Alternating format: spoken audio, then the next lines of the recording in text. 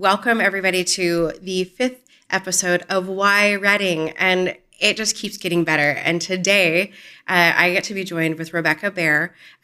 She is the president and CEO of Shasta EDC. Yeah. Rebecca, this is a thrill for me in so many ways.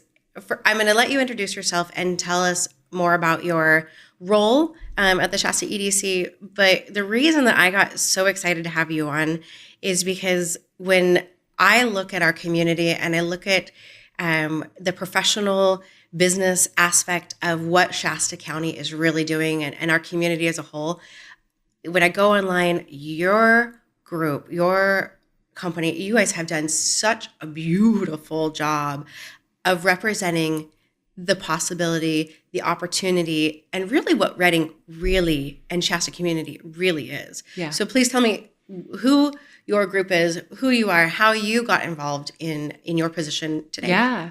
So I've been at the EDC for just about a year and a half now. I have done everything professionally that the EDC does, but never under the umbrella of economic development. So that's a little bit ironic because you think like, oh, we need an economic development professional, but really economic development is, just moving pieces of the puzzle around, pulling levers in a very practical way. Mm-hmm. And at the end of the day, we represent who we are, but we really think about who we want to be and what our community is going to be like in 5, 10, or even 20 years, because nothing really happens by accident in economic development. No. So Shasta EDC does 4 things for our community. We do business attraction. So we have a new Amazon coming in. That was an EDC project years in the making that I have kudos. So many people to thank for that. And it just so happens that I get to be the person to stand up and say that we have this thing now. But there's so many people that worked on that for so long. And then we do air service development. And so again, we got a flight to Denver this year. I really am optimistic that there'll be more to come in the next couple of years. We'll see where that goes. But again, that was another just project that had been going for years and years and years to make happen. So very fortunate to get to stand in front of the mic and in front of, our community and say that we were able to get the flight from Denver. And then we do business retention and growth. And so that's really helping companies here grow. We have so many like mid-sized companies in our community that if their projections pan out within the next few years, they'll add 20 jobs or 25 jobs. Oh. And all those things add up, over the course of years to really build the base of the economy and people who are already invested and rooted here. Yeah. And then the other thing we do is run Startup Reading. And so a healthy economy includes a healthy startup ecosystem. So I just want to give a little bit more explanation for that because Reading's a kind of place that we're just on the verge of making big moves, right? And so we have so many positive things. We have so much momentum. But until we really recognize our full potential, until people are just beating down our door for, sites here and for growth here, we have to create those things organically. And so we support, people who have a business idea. And that's probably a different conversation. Maybe we can come back and bring our startup Reading director and talk about what we do for startups. But it's really important to include that piece in the work that the EDC does because it's a holistic kind of approach to economic development. Yeah. So let's actually go back to 2 parts of that. Let's go back to the first, you said that the third part of the EDC is, you said it was more like retention and growth. Retention and growth. Yeah. In my head, I felt like monitoring stood out there, but it's not monitoring. It's who are some of, you said there are businesses that are already operating and working in our community, but they're on the edge of getting larger, and they're going to be bringing even more jobs and more people and more opportunity, 20 to 30. That's really promising. What are these kinds of jobs in our community that are getting new growth? Yeah, so a lot of manufacturing, like light manufacturing or specialized manufacturing. And that's been really cool. Some of these are startup stories. Some of the growth has come from new ownership, and I get to meet with business owners all the time. And one of the most fascinating things about my job is learning who our business owners and our businesses in our community are, and then just learning about their products. We met with a company yesterday, actually, in our first meeting, just getting to know the community, who makes an equine ventilator. Oh. And so they, have pioneered this device. This company pioneered this device many, many years ago. And now under new ownership, they're growing that product line. And so they, maybe sold a couple a year. Right. And now they're selling, 100, 200 of these ventilators a year in just that one product line. But that is a medical device manufacturer. Right. And we also have another medical device manufacturer in town too, who supplies 80% of research microscopes, basically. So any institution that has research, 80% of them are using a device that was manufactured in Redding or Shasta County. And so it's so cool to, I think, make our community aware of these things, because we should be really proud. We should be really proud. What I'm also hearing about the companies that are growing and doing really interesting things, these are in-depth fields where you're bringing in really challenging degrees that are required, or unique specialties that have just so much opportunity for the different kinds of people that are coming into the community that have these different skill sets in order to operate and produce these kinds of, ventilators or lights. Tell me a little bit more about kind of that manufacturing that's happening in the community that people don't know. Is it more industrial, like business, heavy industrial kind of stuff, or is it more like home kind of manufactured? Yeah, I mean, it's more business to business. So as I meet these companies, and this is the real sweet spot for economic development, is that a lot of our companies here manufacture things that don't have a customer in the county, to sell to. So they're selling outside our county, outside of our state, and in many cases internationally. And then they're bringing those sales dollars home into our economy. And and those primary dollars is what we call them. That's what actually creates growth, is when we're bringing money from the outside in to create a sustainable, economic base. We're about a $13 billion dollar economy right now. Okay. And projected to grow. That's amazing. So let's tag back to the fourth. You say that the startup ring, and that is a conversation that perhaps would be a whole nother great opportunity to bring your director for that. But it tickles my brain in so many ways, because there's a lot of unseen opportunity here. Can you speak to some of the people that don't know the opportunities that they have, that you guys have available to individuals that want to start a business? Yeah. I mean, there are so many resources in this community. And so we're doing our best to partner with all the folks so that, nobody's doing more work than they have to. But we just hired Trisha Funk from the SBA over to our startup Redding position. And she's already hit the ground running. That position really, and that community of startup Redding folks just really creates a group who can learn from one another. Like, you think about like-minded individuals, but they are offering some level of support and accountability, because when you stand up in front of a group and you say, I have this business idea, you can only do that for so many, so many months before people are like, yeah, okay, is it real? Or what are you doing to make it real? Or how can I help you make that real? So we do a lot of one-on-one mentoring with people who have business ideas to help get them down that road and to start walking down that long, windy journey. But for anybody who has a business idea, it's oftentimes very personal and very vulnerable. And so sometimes it's hard to share. But once you start taking those steps towards launching, it can also be really scary, right? Like you have to have the courage to jump off the ledge and go for it. And so I think that that's probably one of the highlights of Startup Redding in comparison to all the other people that provide services to small business, that we really hold that, I'm going to say, sacred for people who are really making the effort to start their own business. So can that be for somebody who wants to start up their own restaurant business, or somebody who wants to start their own boutique? Or, I mean, is it as small as something like that? Or okay. Yeah. And so we, all those ideas are wonderful. And they're all welcome, because the process for the first one, is the same for everybody. It's nuanced based on what industry you're going into, but for the most part, everybody's going through the same thing. But Black Bear Diner, who is a national, franchise, national company based right here in Redding, started with one restaurant. So when we get those ideas, we're trying to help the founders think about how that idea is scalable right from the start, because that's really where you create the value, is when you can scale your idea. So if you have thinking about a clothing boutique, then we're probably going to ask you, in what ways could you think about selling, maybe online or in different ways that not only help you grow as a business and diversify your income stream, but also then back to the growing of the economy. That's really the power when we start scaling and growing, the power of those businesses in our community.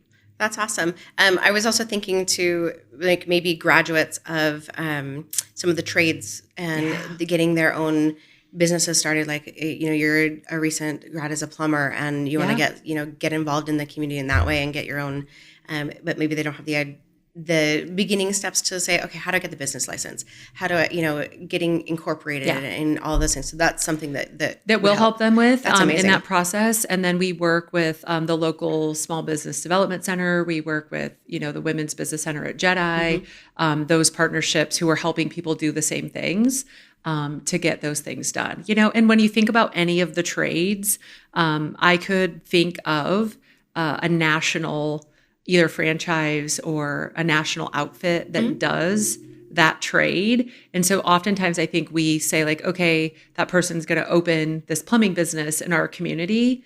And that's great. We need those services. But really then like who's the next, like Roto-Rooter, right? Or who's the next company in the trades that's going to take a national play and do a franchise. And all of that can happen here. That's great that there's opportunity for people who are looking for the resources that don't necessarily have the next, I don't know where to go. Yeah. You guys definitely have that. I've noticed through your website dialed in. It's also the thing I see through the representation that I see online is that it feels enthusiastic. There's an energy behind your page, which is really exciting, which very much feels like the energy that our community has right now with our downtown, like you mentioned, with Amazon coming. Can you walk me through? I know that you said that there are so many wonderful people that helped you to get to the stages of getting that happen. How long does a process like that, how long did that take from beginning? Was that something talking about 10 years ago? Were people talking about that 5 years ago? Yeah. To now today, we finally have shovels in the dirt, and things are happening. What is the time frame on something like that? It's going to be different for every project. Amazon specifically, I think the conversation started in 2018. Okay. And there were different iterations of that project that got us to where we are today. But it could be longer and it could be shorter, really just depending on what a company is looking for. One of the things that I think when we talk about the energy and what we're promoting, if nobody else has that, energy of positivity, if the EDC can't have it, then it would be hard, because our job is to represent our community and to share with people on the outside, like what Reading's all about and what we're doing. And so that's actually a great place to be, is we get to talk about all those things that are happening here because we want other people to be attracted to our area, and so it's very interesting because how that usually starts is that a company has a growth plan or they've identified Reading as a site for them. And before we even know it, before anybody in the community even knows it, they'll send like a secret shopper or a site selector to our community. Right. And they'll stay in the hotel, they'll go to restaurants, they'll drive around, and they'll check us out. And they'll ask questions. And how our community members respond to those questions is even more important than how much land we have, how fast we can get them through permitting, how much electricity and water. All of those things we're checking the box. We are on I-5, check the box, right? We have infrastructure available for transportation. We have our own utility. We know how much electricity that utility produces and how much could be available to a manufacturer. And so that's a check the box. Water and wastewater. There's all these different things, how close we are to an airport or a port, right? So the port of Stockton is actually the closest port to Reading. Okay. And oftentimes we get asked that. Interesting. And so So those things are all just real, like check the box. We either have it or we don't, or we can develop it, so we're optimistic and we respond optimistically to these requests. But quality of life is the one thing that we can't just check the box on. Mm-hmm. And quality of life is where that site selector or that executive and his wife, or her executive and her husband come to the community and they shop us. Mm-hmm. And how our servers respond. And I love like why Reading, because that's the question that all these people are going to get asked is why Reading. Yes. And it is so critically important when we're talking to anybody about Reading that we're representing ourselves well. Yes. I'm familiar with the process through a couple different other avenues. And I'm curious that as you go through these processes and as you have these secret shoppers that come through, what is then they come, they check it out, they get the feel for the community, whether it's going to be a fit for what they're trying to present. Then you get notified. How does a notification happen? Email, phone call. It's an email, phone call. Hopefully it didn't get lost in that box and you were doing the scroll that day and it wasn't on a Monday coming back from vacation. Yeah, we're prioritizing every day. And those always get the top priority. So we get an email or phone call. And oftentimes it's about site availability. Okay. And then some of those more technical things that I just outlined. Oftentimes we get requests for information from the state. So the Governor's Office of Business and Economic Development, otherwise known as GOBIZ, also sends us requests for information. They are typically getting requests from folks that are representing searches, like multi-state searches from international companies or other companies in the U.S. that are looking for sites in California. Okay. And so they send those out to economic developers. We take a look at those, and if it feels like it's a fit, or we could even answer a few of those things yes, or in a way that would make it seem like there's interest, we respond to those. Great. And then again, we're talking about all those checks of boxes and infrastructure and workforce and housing and all those things that economic development touches. Yes. But then we have to represent the community. So it's so fun actually to look for all the good things that are happening and to know about all the growth that we're experiencing and all the people here that are really doing their best to make things happen. And then get to talk about that. Like this, I really have always said this is like the best job in Reading and Shasta County because I get to go out and brag about where we live to other people. Yeah. So to that, when you get to brag about the great community that we have and the people that are here making it great, has there ever been a business or an industry that at your table that you've been sitting there thinking, wouldn't it be great if we had this? And has there ever been a chance or a moment where your group has gone out and sought to bring in an industry, and have you had success with that? Could you tell me a story about something where you've made the move instead of them, coming to you? Yeah. So this goes way back, right? It predates me, and because these things are really long timelines, for me, we're recruiting, and that hasn't. None of those things have come to fruition because we're just on like the 18-month mark of having those conversations. And for some of those conversations, we're on the 3-month mark. And these are projects that, could be really transformative for our community. And so that the worst part about my job, like the best part is I get to talk about all the positive stuff and share all the projects that we know about. The worst part of my job is that just so that we can keep confidence and trust around, the companies who might be coming and like avoid REI. If they were coming, something like that. We don't, there's a couple of reasons that we don't talk about it. And mostly it has to do with just like the trust that we have with the company that we're working with. Nobody wants to get people's hopes up and then not be able to deliver on the project. Right. So there's so much that we have to hold in confidence around what we're working on now. Yeah. But the medical manufacturer that I mentioned earlier, one of them with the microscopes is a company called Ted Pella, and they are an EDC success story from Southern California in the 90s, maybe before the 90s, actually. And Tom Pella is running that. Tom's dad was Ted. And there's a very interesting story with how that company was formed.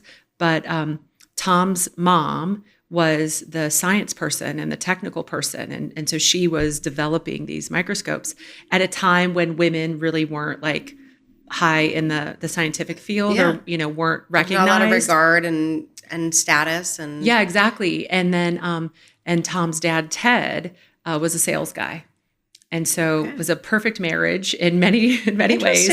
And so they moved the company up here. The EDC went out and found them and moved them up here. And I want to say too that the EDC, our Shasta EDC, has a pretty unique model. Okay. So the Shasta EDC was formed in 1958 by a group of businessmen who wanted more for our city and knew that if they could recruit more business to the area, that it would benefit everybody, right? And so we've really had that sort of undertone and undercurrent in our organization. But at our inception, we were a privately funded organization. Okay. Cities didn't really get into the economic development game until much later than that. Okay. And so we're about a third privately funded and 2/3 publicly funded. Oh. So the city of Redding and Shasta County, city of Shasta Lake, they all outsource their economic development to our organization. And then they have representatives in-house who help us navigate things, in City Hall. Right. And we work together on those strategies and what we're going after. Mm-hmm. And then our private funding really helps us keep some autonomy to be the voice of business. And so we're our own organization.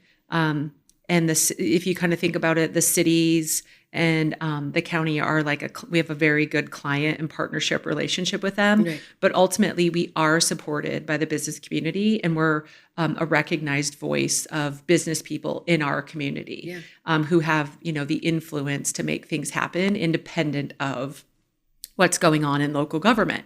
And that's a really powerful model because when we see, funding at the local level ebb and flow, our business community can step in and help fill those gaps. And so our work can continue despite, some funding challenges here and there. And so our work can continue.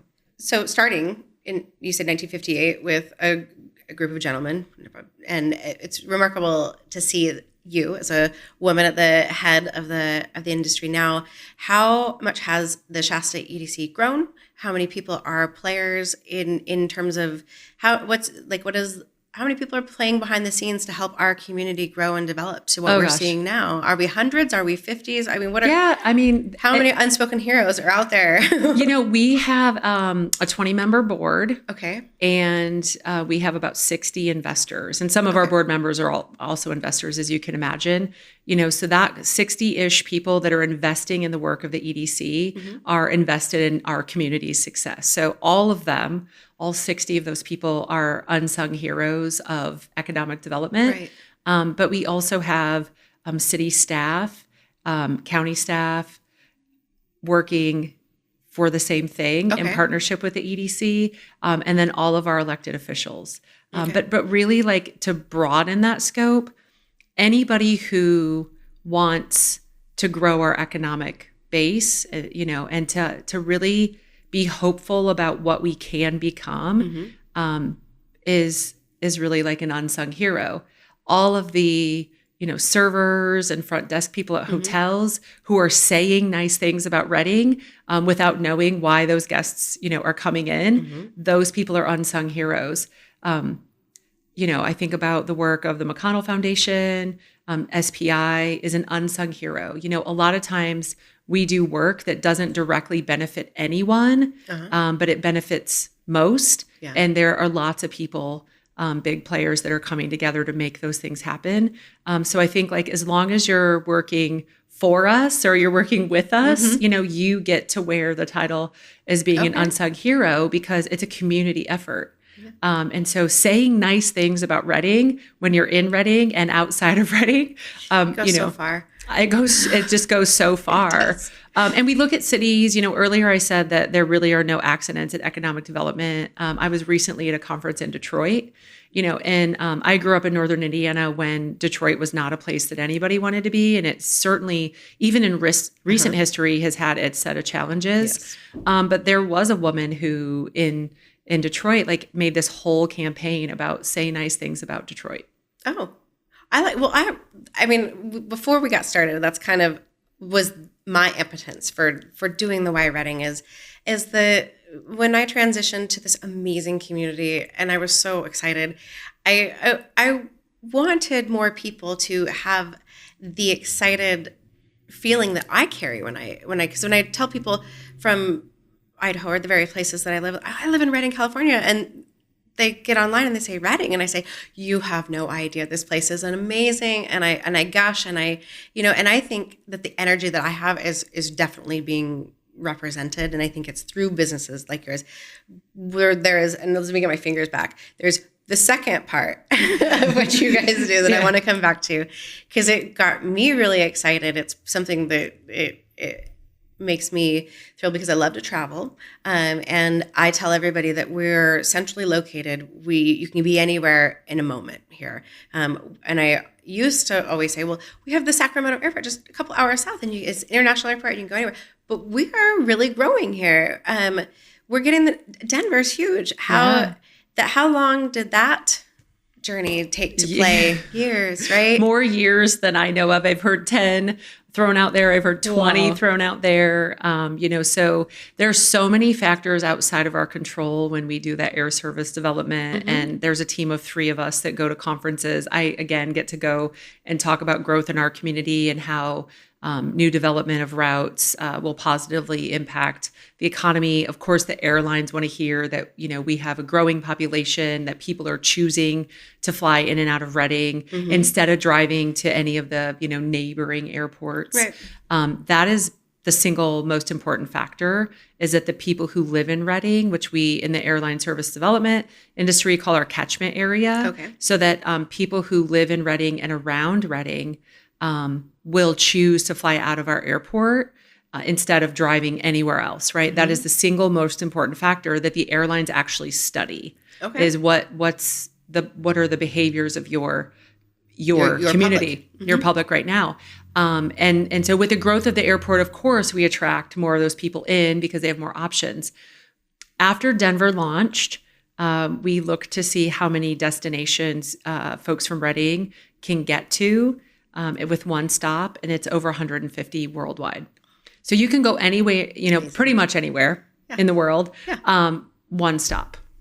That's amazing. 150 plus destinations. This is amazing. I have small kids, so that made my travel time. I mean, I was excited, but the reason I ask is the length of time that took is that I think that to me, that shows the energy, the promise, and what people here want and are excited for. And the fact that it took that long, 5, 10, 15, 20 years, that Redding really is building. We're growing, and we're going in such a positive direction. Yeah. And it is in such a huge part to people like you. And you said you've only been doing this in your position, your current position, for 18 months. Yeah, about 18 months. And, you've stepped in at a time where I'm thrilled to see the energy that's carrying through our community. I'm thrilled to see the movement that is happening. I'm thrilled to see the people that are being put behind the seats of change and the positive change that's happening.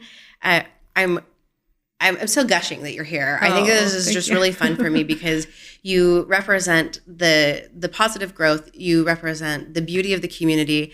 And on my own personal, you're a woman doing it. And that makes me just so excited to see that we have the positivity, the excitement, the energy, and I'm really thankful for your time. Oh, I'm so happy to be here. Thank you. Thank you for the energy that you're putting into the community, and yeah, I'll just continue to thank you over and over. And if there's anybody that in our community wants to know more about the Shasta EDC, where can they go? What's our website? Our website is actually, I'm going to brag a little bit about our marketing team because they've really spent a lot of time building out the website, but shastaedc.org or startupredding.com are our 2 websites. You can get to either one of the sites through either of those web addresses. But if you're ever curious about business in Redding or even demographic data about Redding, whether it's income, population, education level, workforce size, and then employment numbers, All of that's on our website. And so we have an economic dashboard, and we also have a data center, and that data center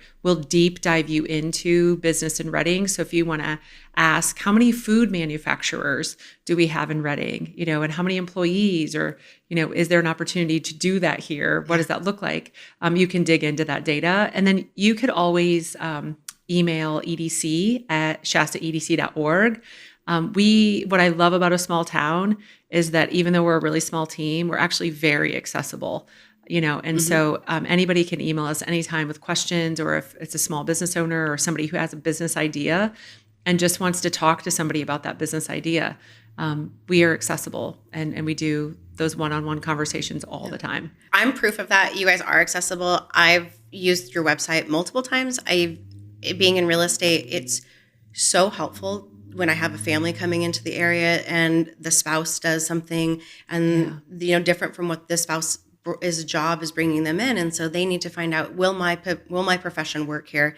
Can I find my So I've used it for for school numbers, for people. It just and I've made the call and I got a personal touch back. So the proof is there. It works, and you guys are doing amazing job. Thank you. So are you. Thank you for being here. Thank you for taking the time.